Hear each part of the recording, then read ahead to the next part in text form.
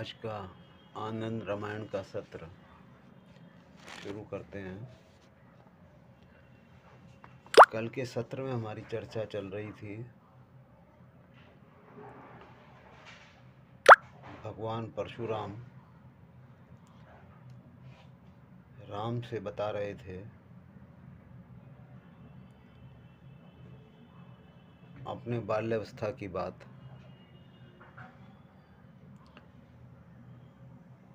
जिसमें उन्होंने कहा था कि भगवान विष्णु ने, देवेश्वर विष्णु ने उन्हें बताया था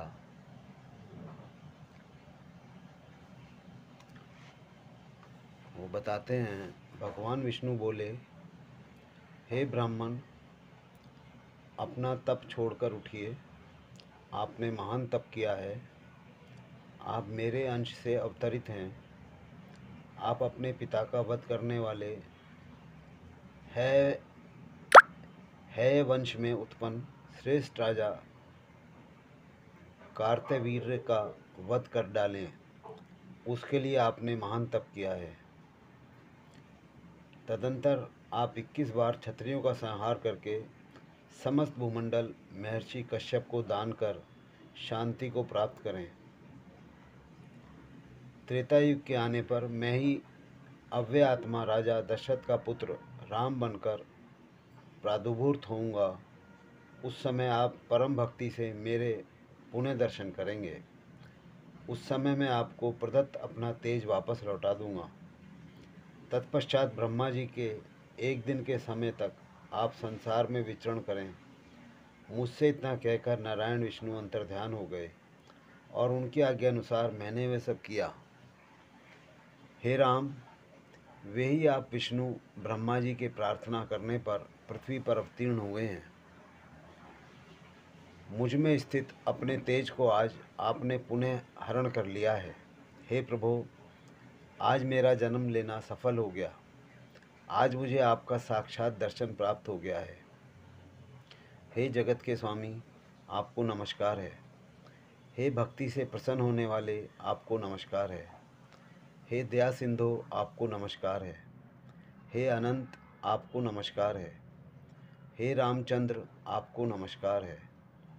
हे देव, लोगों की इच्छा से मैंने जो जो पुण्य कर्म किए हैं वे सब आपके बाण को समर्पित हैं।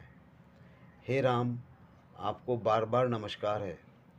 तदंतर श्री राम ने बाण छोड़कर उनके कर्म रूपी सब बंधनों को भस्म कर डाला। तदंतर दयालु श्री राम ने प्रसन्न होकर उन परशुराम जी से कहा, आप वर मांगे। तब प्रसन्न हुए मन वाले भार्गव परशुराम ने श्री राम से कहा, हे राम, हे मधुसूदन, यदि आपका मुझ पर अनुग्रह है तो आप मुझे अपने भक्तों की सन्निधि प्राप्त कराएं और आपके चरणों पर मेरी भक्ति सदा बनी रहे। राघव श्री राम जी ने तथास्तु कहा। तदंतर परशुराम उन्हें प्रणाम करके, उनकी परिक्रमा करके और उनकी आज्ञा प्राप्त कर उनसे सम्मानित होते हुए महेंद्राचल की ओर चले गए।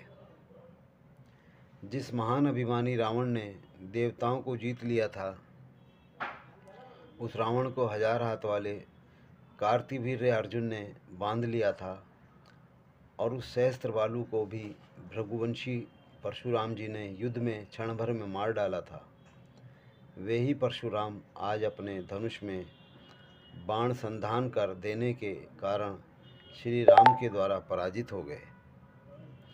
इस प्रकार श्री राम के बल पराक्रम और पौरुष का वर्णन मैं कहाँ तक करूं।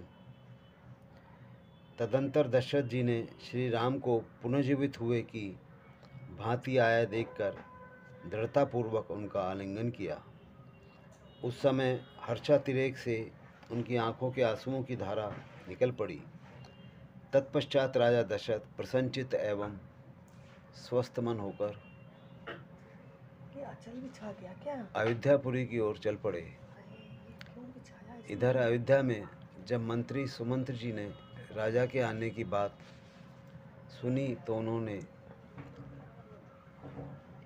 अनेक प्रकार की ध्वजा पताकाओं तथा तोरणों से नगरी को सजवाया और वे एक श्रेष्ठ हाथी को साथ में लेकर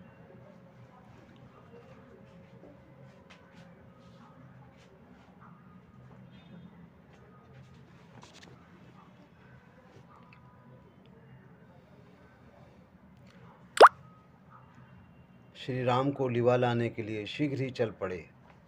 तदनंतर राजा दशरथ ने अपने पुत्रों, मित्रों तथा पुरवासियों के साथ मार्ग में गीत नृत्य को देखते हुए गाजे बाजे के साथ नगर में प्रवेश किया। श्री राम आदि चारों भाई अपनी अपनी पत्नियों के साथ हाथी पर विराजमान होकर पुरी में गए। उस समय वारांगनाएं नृत्य प्रस्तुत कर रही थीं। मागध तथा बंदीजन स्तुति गान कर रहे थे। इस प्रकार राजा दशरथ ने अपने भवन में जाकर श्री राम आदि से लक्ष्मी जी की पूजा करवाकर अनेक प्रकार के दानों को किया। उस समय राजा अन्य राजाओं और मित्रजनों ने अनेक प्रकार के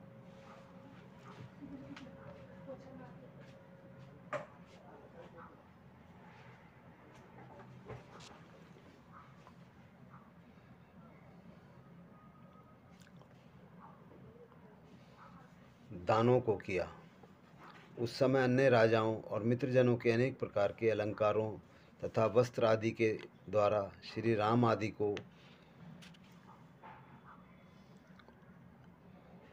तथा राजा दशरथ को भी सम्मानित किया।